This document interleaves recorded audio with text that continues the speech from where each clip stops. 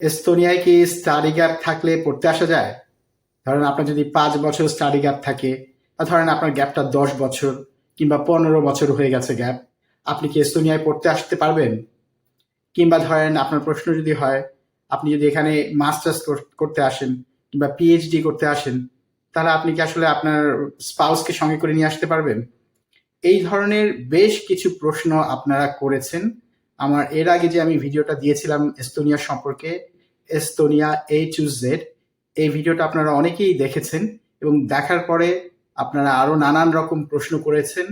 সেই প্রশ্ন থেকে আমি 3-4টা প্রশ্ন পিক করেছি এবং আজকের এই ভিডিওতে আমি সেই প্রশ্নগুলোর উত্তর দিব।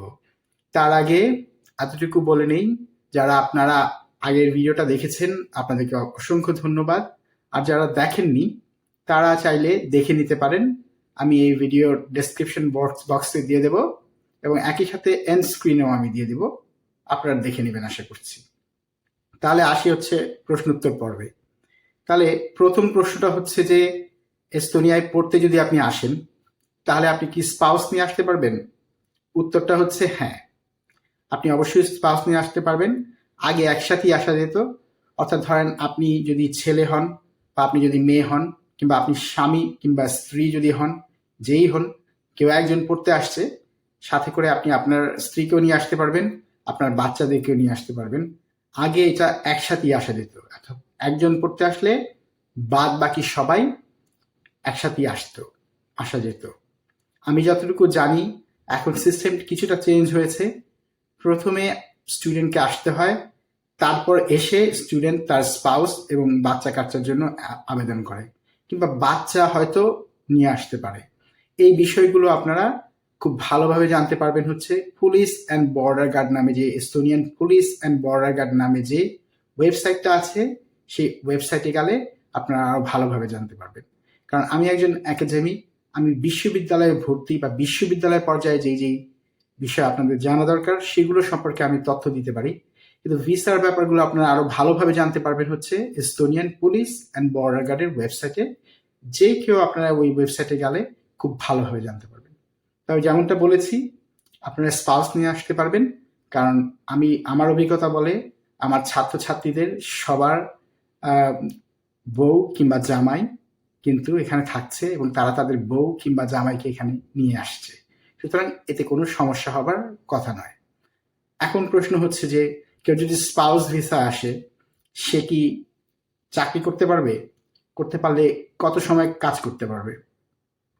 উত্তরটা হচ্ছে হ্যাঁ, সে চাকরি করতে পারবে, সে যে কোনো প্রকার কাজ করার জন্য অ্যালাউড এবং সে ফুল টাইম কাজ করতে পারবে। অর্থাৎ আপনি সপ্তাহে 5 দিন 7 দিন যতক্ষণ ইচ্ছা আপনি কাজ করতে পারবেন। এই কাজের ব্যাপারে কোনো রকম বিধিনিষেধ নাই, অনেকেই করছে। আমার ছাত্রী আছে যে তার হাজবেন্ডকে নিয়ে এসছে, তার হাজবেন্ড কাজ করছিল, এখন ছাত্রী পাশ করে গেছে, হাজবেন্ড ওয়াইফ দুজনেই কাজ করে। আমার এমন ছাত্র আছে, তার ওয়াইফকে নিয়ে আসছে, ওয়াইফ কাজ করছিল, পড়া শেষ হওয়ার পর ছাত্রও কাজ করছে, সুতরাং এটা খুব করেই সম্ভব। এখন আসি হচ্ছে এস্তোনিয়াতে স্টাডি গ্যাপ হলে কি পড়তে আসা যায় কিনা। উত্তরটা হচ্ছে বিশ্ববিদ্যালয় পর্যায়ে আমরা এখানকার কোনো বিশ্ববিদ্যালয় শিক্ষার ক্ষেত্রে কোনো রকম বৈষম্য করে না।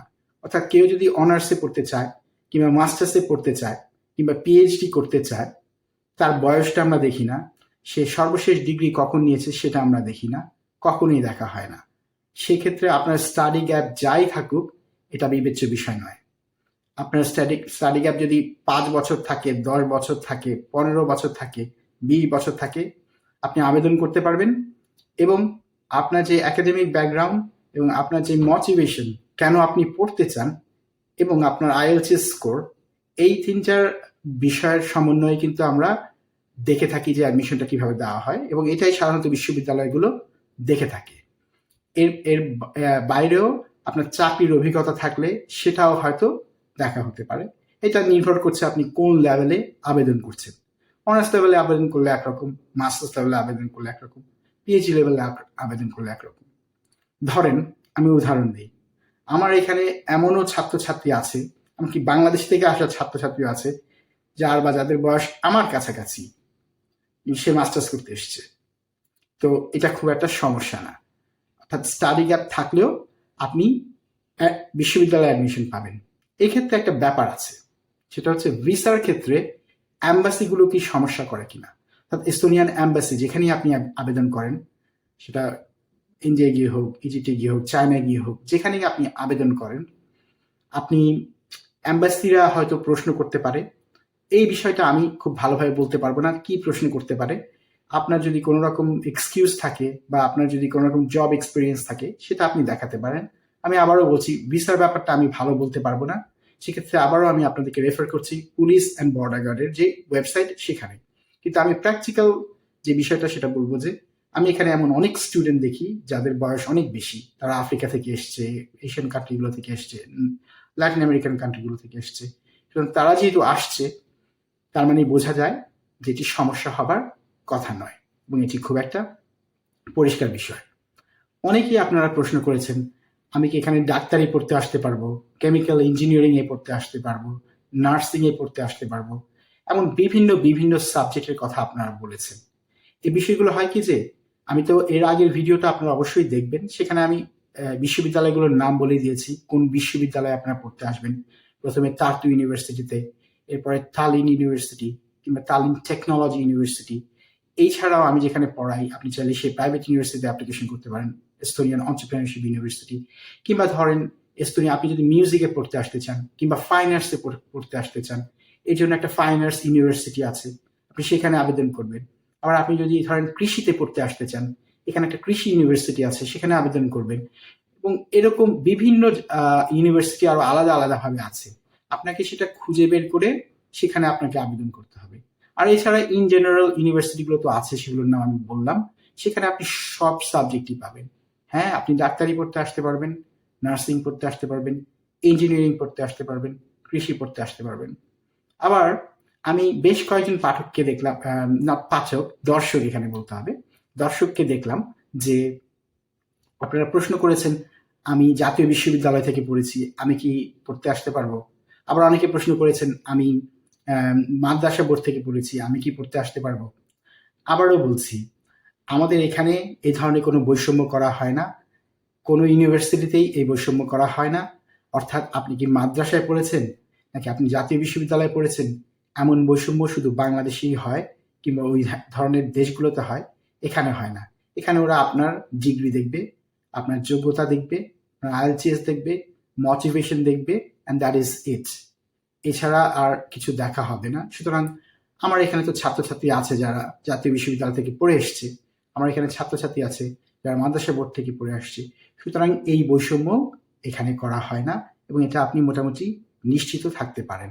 আরেকটা ব্যাপারে আপনাকে নিশ্চিত থাকতে হবে, সেটা হচ্ছে যে আপনি যদি ভালো ইংরেজি বলতে পারেন, আপনার আইএলটিএস স্কোর যদি ভালো থাকে এবং রেজাল্ট যদি ভালো থাকে এবং আপনার মোটিভেশনটা যদি ভালো হয়, মোটিভেশন লেটারটা যদি ভালো হয়, তাহলে যে কোনো বিশ্ববিদ্যালয়ে অবশ্যই আপনাকে অ্যাডমিশন দেবে।